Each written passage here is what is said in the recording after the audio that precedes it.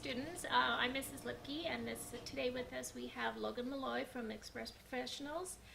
We're going to do a little Q&A with Logan and hopefully give some information to you freshmen and sophomores that will help you pursue some jobs. So thank you, Logan, for being here. Many of our sophomores and freshmen right now aren't working, but some sophomores start working. So we want to get some information on tips from an expert in the field, of course. So the first question, can you tell us a little bit about yourself and what Express, how long you've been working at Express? Yeah, so again, my name is Logan Malloy. I've been with Express Employment Professionals most recently for 3 years. I actually started back in 2002 in high school. I did an internship with Express, was off and on with them throughout the years in between different careers. And I'm back here in McMinn for the last 3 years. And anxious to help you guys. Okay. Yeah. So what are some of the things that our freshmen and sophomores could do right now to make them a good candidate for work? Doing anything you can to make yourself stand out from the crowd. I think that we see a lot of the younger generation coming in not knowing what skills or knowing what's required in order to keep a job or get a job. I do trainings at high schools all over the county to just go over the basics from how to do an interview, what your resume should look like, how to dress during an interview, should you come early, should you come alone to an interview. Those are some of the things to really focus on. Now, you have to be 18 or older to work through us, but I'm always more than happy to meet with people individually or a group of people to go over some of those skills so you guys know what it takes to get a job. So can you kind of give us examples of a couple of skills in particular that stand out for younger students that they can work on? Definitely. So punctuality is above everything. Whether you're already working, you need to make sure you're showing up early to work, not coming back late from lunch or leaving early from work. So making sure that you are not late to your interview, because that's your first impact with the employer. You want to show them that you're going to be on time. Dressing appropriately. So we have a lot of people that come into our office that don't know that we are actually going to give them a real job. So I want to see you dressed. I get a kick out of somebody's wearing a suit when they're coming in to apply for a warehouse job, just because they're taking it serious. They're being respectful for the situation, and I'm there to help you guys. So I want to make sure that I'm taking you serious as well. Wouldn't be a bad idea if you had a resume to come in with one. Don't bring your cell phone into an interview. You don't need to bring it into the job either, but just making sure that I guess you're prepared, that you know what the job is you're going in to apply for, you know about the company, you're on time, you have a good attitude. Okay. So after a student applies for a job, what should they do? Do they just sit and wait, or? If you don't want a job, you can sit and wait. I like people that take initiative. So my rule is if you haven't heard back from an interview you've had for 3 to 5 days, follow up with that company. Now, I'm old school. I like to go face-to-face and do something like that. So let's say you go and apply for working at Safeway. If you haven't heard back, go back into the store. Go back and ask for the manager and remind them, hey, I appreciate the time you actually interviewed me a few days ago. Thank you for taking the time to do that. I wanted to follow up and see if you had found somebody for the position or if you guys had not made a decision yet. Just keep it simple, straightforward. They'll give you an honest answer. But definitely following up, taking the initiative will allow you to stand out from the crowd. Okay, so what recommendations do you have for a student in preparing for an interview?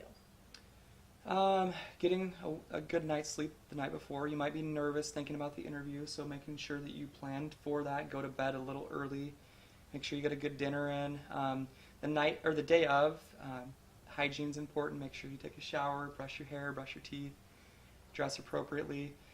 What I would do when I used to interview for a position is I would make sure I would research the company so I know what they did. So if a question came up about the company, I knew the basics of it. Also the position. Now, if you don't know what the position is, look on Indeed.com or go onto that company's website, pull up the position, read the details of it, find out a little bit more about it so you know what you're getting into. So if you have questions, you can ask those questions during the interview. Write them down if you have to, bring them in with you, or at least you'll be prepared to answer the questions they're asking you. Okay, and you earlier touched base about dress, and not necessarily a dress code, but to dress appropriately, and also not bring in a cell phone. You also touch base about a resume. Along with the resume, is there anything else they should bring? Do you require reference lists or? So if a company's going to hire you, they're going to ask for references at that point. You don't necessarily have to have them on your resume. If you don't have a lot of work experience, I think it's a good idea. If you're further into your career, it's not really as necessary because they'll ask for them when ready. But not a bad idea to have references. References that I would have are going to be teachers, coaches, people you volunteered with for or with at any sort of organizations. If you don't have anybody you've worked for, let's say you haven't done any babysitting for anybody, maybe see if you can start doing that. Offer to do some of that work so you can start using those people as a reference. Keep in mind, you want to make sure you're showing up on time, that you're working hard, and you're keeping a good attitude so those people will give you a good reference. And you should probably let those people know that you're going to use them as references so they're Yes. not surprised when they Yeah. get a call. So, and it's a good idea to call them ahead of time to let them know that you're looking for work. So when they get an unknown phone number that's calling them, or if they get a message from somebody, they call them back right away. Because part of what companies pay us to do in their hiring process is their references, Mm-hmm. and we cannot offer you a job unless we've done the references ahead of Okay. time. Okay. Does making eye contact and giving a strong handshake really matter? Yes, there's 3 things that are important to me. So first thing, one of the things she mentioned was a handshake. Handshake is really important because it shows confidence. Now, don't be afraid to squeeze someone's hand. When you reach out, whether you're male or female, don't be afraid to squeeze the person's hand that you're interviewing because it's going to show them that you're confident. You don't have to break their knuckles, but make sure that you give a good grip. By making eye contact with that person during the handshake will actually be easier to place the handshake in the correct position. During the interview or when you're talking to somebody about a job, giving them eye contact shows them respect as well and that you're listening. Now, one thing I really like a lot is smiling. So when I do job training or career training when I go to high schools, sometimes for the first few minutes I'll keep a straight face. And I look around and everybody has kind of a frown or a straight face. But then I'll look at one student and I'll look at them and I'll smile real big and I won't say anything. I'll just smile and instantly they start smiling. That'll create good rapport with the person that you're with. It's kind of like yawning like we were talking about earlier. It's contagious, yeah. So definitely encourage those 3 things for sure. Okay. So what should a student do if they're not able to make it to an interview? What is a good process for them to follow? Well, I mean, first off, it's never a good idea to cancel an interview if you can avoid it. If something comes up, emergencies happen, you lose transportation, something else comes up in your schedule, you want to give as much notice as possible. If you can call the day before, it's great because not only can we get you rescheduled, but if somebody else wants to interview during that time slot, now we're not taking away from somebody's ability to get a job. So as much notice as possible. Don't ever be afraid if something comes up to call and ask to reschedule your interview instead of just not showing up. Don't ever no-show because that's probably the best way to burn a bridge with the company. Okay. Mm-hmm. So many of our students locally apply to the same locations. So what are some ways do you think a student can make themselves stand out? Experience will be the first thing, I think. So making sure that if you don't have any work experience, do some volunteering, asking your neighbors if you can do work for them, seeing if you can stay after school and help with some of the teachers, anything that you can put on your resume as experience.